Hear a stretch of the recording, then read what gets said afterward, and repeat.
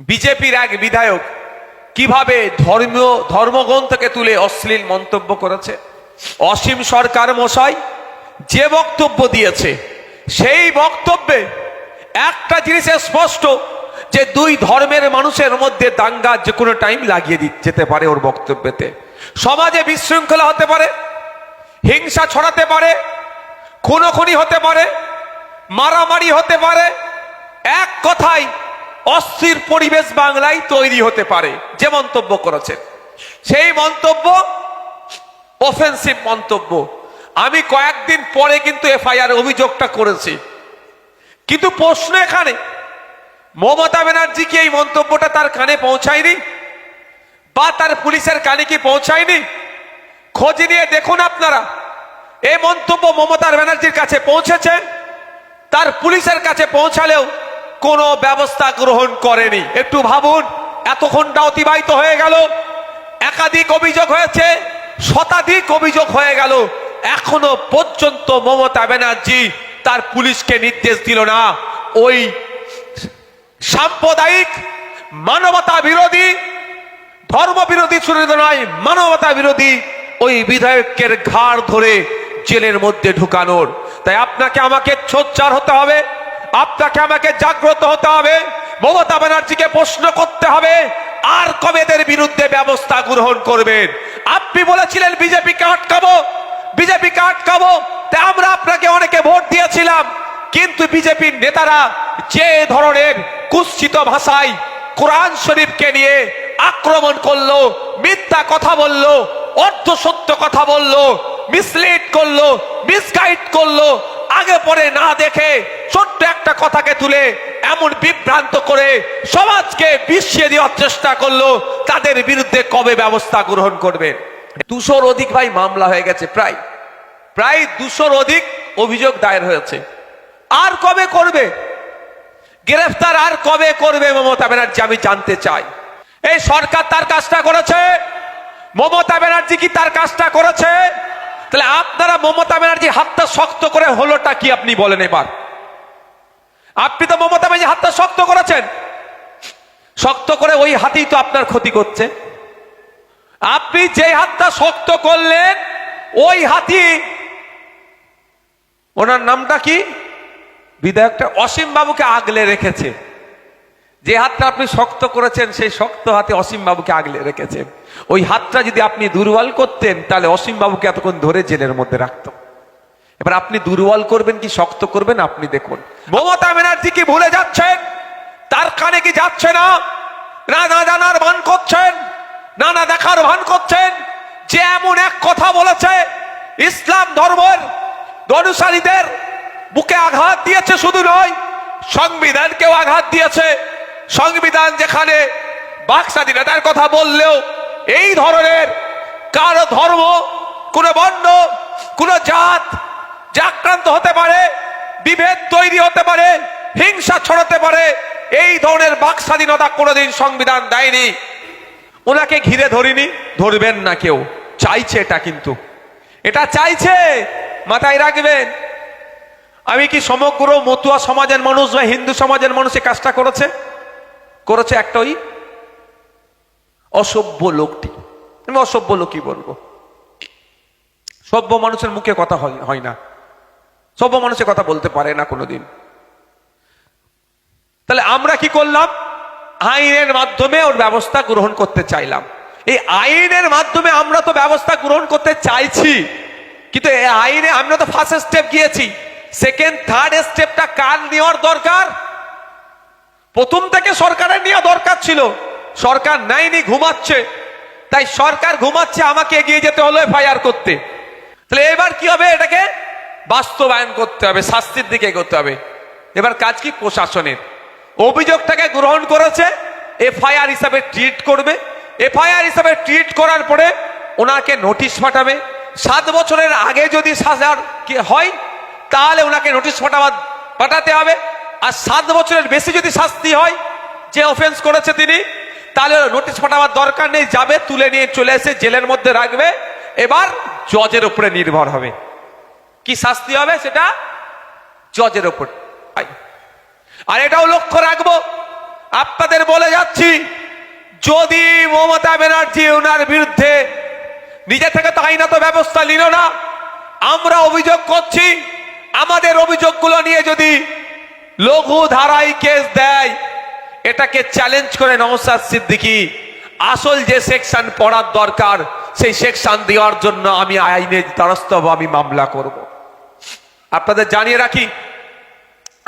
জানিয়ে রাখে যাই, আমি মাইন্ডকে সেট আপ করে নিয়েছি। আগে প্রতিবাদ করে ছেড়ে দিতাম, শুধু প্রতিবাদ করব না, আমি ওই দিনের পর থেকে আমার মানসিকতা আমি দৃঢ় করে নিয়েছি। কোন ধর্মের বিরুদ্ধে নট অনলি মুসলিম, যে কোনো ধর্মের বিরুদ্ধে যদি আমার নজরে আসে কারো কুৎসিত মন্তব্য, যে মন্তব্যে এলাকায় বিশৃঙ্খলা হতে পারে, সে যত বড়ই যেই হোক না কেন, তার বিরুদ্ধে নওশাদ সিদ্দিকী আইনি লড়াই করবে, পেনের লড়াই জারি রাখবে, মুখের লড়াই জারি রাখবে। আচ্ছা, এখন পর্যন্ত তৃণমূল কংগ্রেসের কোন নেতা মুখ খুলেছে? মুখ খোলা দরকার ছিল কি ছিল না? যে অন্তত এতটুকুই তারা বলতে পারত, এই কথা সাম্প্রদায়িক কথা, বাংলার মাটি নজরুলের মাটি, কাজী নজরুলের মাটি, রবি ঠাকুরের মাটি, এই বাংলার সম্প্রীতির মাটি, এই বাংলার মাটিতে এই ধরনের কথাবার্তা যারা বলবে তারা জেলের ছাড়া বাইরে তাদের জায়গা হবে না, এ কথা অন্তত বলার দরকার ছিল, সে কথা বলেনি। তাই আপনাকে আমাকে ভাবতে হবে, কাদের হাতে বসিরহাটের মানুষ 2021 সালে ভোট দিয়ে দায়িত্বভার তুলে দিল, তারা কথা বলছে না কেন? তাই আমাদেরকে ভাবতে হবে, আমার সাথে অন্যায় হচ্ছে, আমার কথা বলার জন্য, আমার সাথে অন্যায় হচ্ছে, আমার হয়ে বলার জন্য আগামী দিনে আমাদের মধ্যে থেকে তৈরি করতে হবে যে আমাদের হয়ে তারা লড়াই করবে গণতান্ত্রিক প্রক্রিয়ায়। অন্যথায় ভোট আসবে, ভোট যাবে, বিজেপিকে আটকানোর নাম করে বিজেপিকে আপনার ঘরে ঢুকিয়ে দেবে, আপনার কথা বলার স্বাধীনতাটুকুও কেড়ে নেবে। আমি এখানে চ্যালেঞ্জ করছি একটা কথা, যে অসীম বাবু যে কথা বলেছেন, অসীম বাবু টাইম করুক। অসীম বাবুর এই কথাটা অসত্য, আমরা দায়িত্ব নিয়ে অসীম বাবুকে প্রমাণ করে দেব, এবং সেটা শান্তিপূর্ণ ডিবেটই হবে, কোনো হিংসার পথ অবলম্বন করে নয়। হিংসা দিয়ে হিংসাকে রোধ করা যায় না, হিংসাকে দিয়ে হিংসাকে রোধ করা যায় না। শান্তিপূর্ণ ডিবেটের আহ্বান করা হচ্ছে। আসুন, আপনি যদি মনে করেন যে এটা আপনি যেটা বলেছেন বা এর সপক্ষে যুক্তি দিতে চান, আমরাও প্রমাণ করে দেব যে আপনি এটা বিভ্রান্ত ছড়াচ্ছেন, তার প্রমাণ আমি করে দেব। আপনারা যারা, আমি বিস্তারিত ব্যাখ্যা এখন যাচ্ছি না, আমি শুধু এতটুকুই বলতে চাই, এখানে অনেক মাদ্রাসা পড়ুয়া ছেলে আছেন, জেনারেল এডুকেশন যারা নিচ্ছেন তারাও আছেন। এতটুকু শুধু বলতে চাই, কোরআন শরীফের যে আয়াতগুলো আছে, যে আয়াতগুলো নাজিল হয়েছে, অবতীর্ণ হয়েছে, 1 বছর ধরে নয়, দীর্ঘ বছর ধরে 30 পারা কোরআন শরীফ নাজিল হয়েছে। কখন হয়েছে, কিভাবে হয়েছে, কোন পরিপ্রেক্ষিতে হয়েছে, কোন পারপাসে হয়েছে, আলাদা আলাদা করে উল্লেখ আছে। সেটাকে আমরা যদি ইসলামিক এডুকেশনের মাধ্যমে বলি, ওটাকে বলা হয় শানে নজুল। কেন নাজেল হয়েছে, আমি চলতি ভাষায় বলি, এইটা আয়াতটা কেন নাজেল হয়েছে তার পিছনে ব্যাখ্যা আছে। সেই ব্যাখ্যা তাফসীর, সেই ব্যাখ্যা তাফসীরের গ্রন্থে আছে। স্কলাররা সেই ব্যাখ্যা আরো ভালোভাবে আমার থেকে দেবে। আমি ইসলামিক স্কলার না। 1450 বছর ধরে পৃথিবীর বুকে কোরআন শরীফ আছে, কারো ক্ষমতা নাই, সেন্টেন্স তো দূরের কথা, একটা অক্ষরের সমালোচনা করে তাকে এস্টাবলিশ করার, একটা জের জাবার নুক্তা, এটার চ্যালেঞ্জ করে কারো ক্ষমতা হয়নি এটাকে ভুল প্রমাণ করার। বরঞ্চ যুগে যুগে মানুষ ভুল প্রমাণ করতে চেয়ে গবেষণা করেছে কোরআন শরীফকে নিয়ে, পবিত্র কোরআন শরীফকে নিয়ে গবেষণা করেছে ভুল প্রমাণ করার জন্য।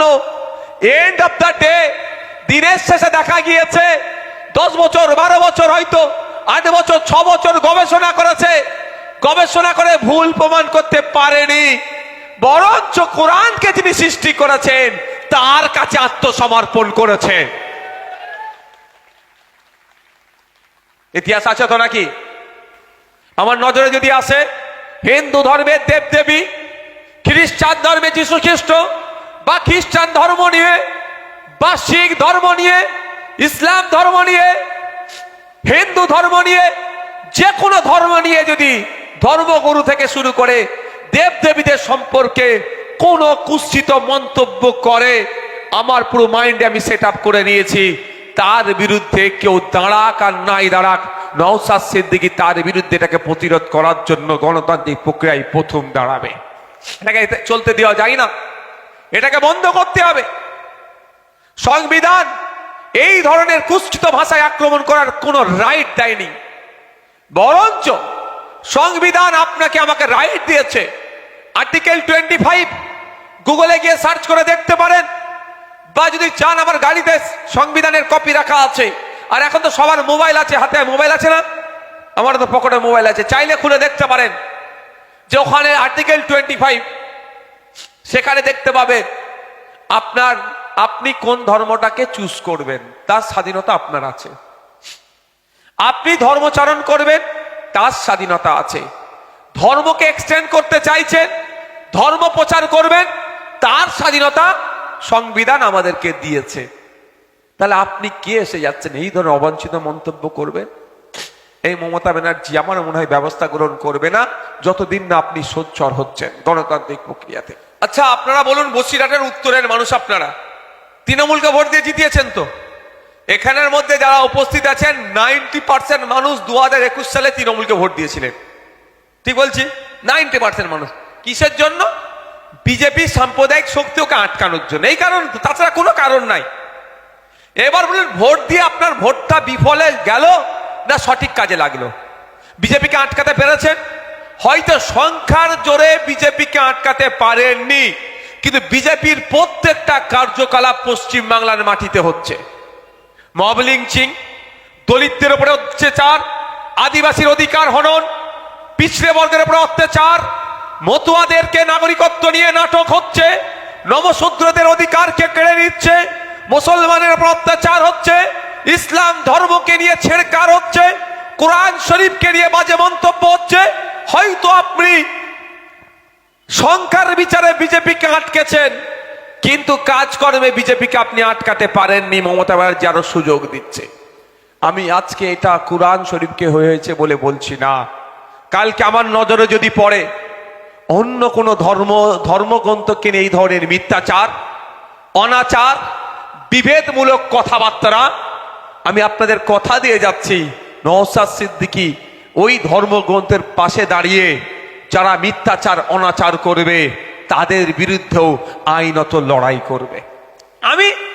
আমি আমার স্পষ্ট বার্তা, আমি মুসলমান, আমি কোরআন শরীফ আমার ধর্মগ্রন্থ বলে মানি। হিন্দু সমাজের মানুষের কাছে গীতা আরো ধর্মগ্রন্থ আছে, তারা মানে। কিন্তু আমি জোর করে তাকে কোরআন শরীফ চাপিয়ে দিতে পারি না, সেও জোর করে আমার মাথায় গীতা চাপিয়ে দিতে পারে না। কিন্তু একে অপরকে রেসপেক্ট করতে হবে, একে অপরকে সম্মান দিতে হবে। ওটা তার ধর্মগ্রন্থ, এটা আপনার ধর্মগ্রন্থ, দুটোকেই সম্মান দিতে হবে, তাহলে প্রকৃত ধার্মিকের পরিচয় হবে। আপনি যদি কোরআন শরীফ মানছেন, অন্য ধর্মগ্রন্থ গেলে খিল্লি করছেন, কোরআন শরীফ আপনার সঠিক মানা হচ্ছে না। আপনি কোরআন শরীফ যদি সঠিক মানেন, কোরআন শরীফের মধ্যেই উল্লেখ আছে নিজের ধর্মকে পালন করো, অপর ধর্মকে রেসপেক্ট করো। প্রকৃত যদি কোরআন শরীফ মাননেওয়ালা আপনি হন, আপনার কাজ হবে নিজের ধর্মকে পালন করবেন, অপরের ধর্মকে রেসপেক্ট করবেন। ঠিক একইভাবে আমি গীতা পড়িনি, বাইবেল আমি পড়িনি, বা অন্য কোনো ধর্মগ্রন্থ আমি পড়িনি। আমার এটা প্রত্যেক ধর্মে বলে শান্তির কথা, নিশ্চিতভাবে হয়তো সেন্টেন্সের অন্য কোনো ভাবে দিয়ে সেখানেও বলা আছে, থাকতে পারে, আমি পড়িনি বলতে পারবো না। অন্য ধর্ম সম্পর্কে কোনো কুকথা বলতে পারমিট করে না। তাহলে আপনার উপরে অত্যাচার হলো, আপনার কোরআন শরীফকে নিয়ে বাজে মন্তব্য হলো, আপনার কোরআন শরীফকে নিয়ে ছেড়খাড় হলো, এবং সে অশ্লীল ভাষা প্রয়োগ করলো। এটার সমাধান কিভাবে হবে? বলে আপনি ঘিরে ওনাকে এ করবেন নাকি? এটা সমাধান? এটা সমাধান নয়। এই না, আপনি ঘিরে তার কাছ থেকে জবাব চান, সেই জন্য আপনার হাতে আইন তুলে দিয়েছে দেশ। কি আইন তুলে দিয়েছে? সেকশন ধরে উল্লেখ আছে, সাম্প্রদায়িক দাঙ্গা বাঁধতে পারে যদি এমন কথা হয়, এই সেকশনে ওর এত ধারা মামলা হবে, এই সেকশনে ওর নামে মামলা করো, ওকে কোর্টের মাধ্যমে শাস্তির ব্যবস্থা করো। আপনি আইন হাতে তুলে নিতে পারবেন না। এটা কে বলছে? দেশ বলছে।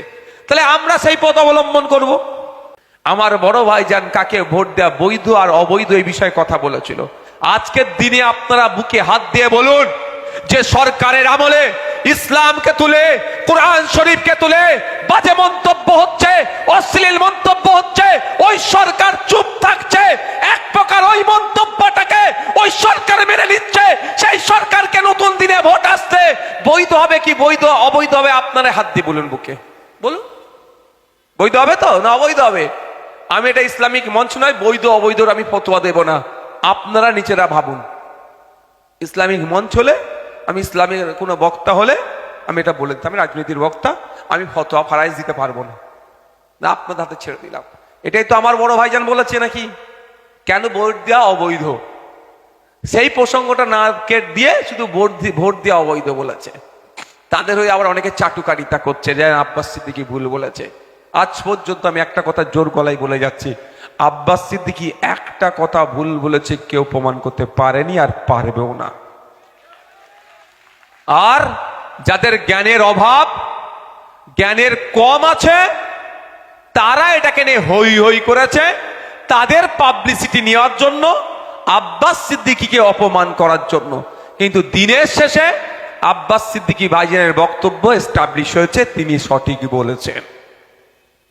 তাকলে উনি তো ওপেন চ্যালেঞ্জ করছে, আসো, আমি যদি ভুল বলে থাকি আমার সাথে বসো, শান্তিপূর্ণভাবে বসো, না দরকার নেই, লোকের দরকার নেই, দুজন বসে যাওয়ার, ক্যামেরা লাগিয়ে দাও, লাইভ দেখবে, অসুবিধা আছে?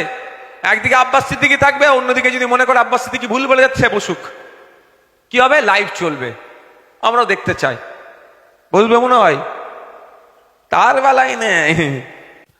তা বন্ধুগণ, আমাদের ভাবতে হবে, সামনে ভোট আসছে, সামনে ভোট আসছে। আইএসএফকে ভোট দিতে আমি বলছি না, কিন্তু আপনারা বলুন, আপনারা নিজের মনকে কি ক্ষমা করতে পারছেন? কোরআন শরীফের সাথে এত বড় অন্যায় হয়ে গেল, আর আপনার ভোট নিয়েই কিন্তু যিনি সরকারে আছেন তিনি তার বিরুদ্ধে ব্যবস্থা গ্রহণ করছে না। তাহলে আপনাকে আমাকে ভাবতে হবে না? আজকে কোরআন শরীফকে অপমান করেছে, কালকে গীতাকে করতে পারে কেউ, বাইবেলকে কেউ করতে পারে, কিন্তু সেক্ষেত্রেও কি আমরা চুপ থাকবো?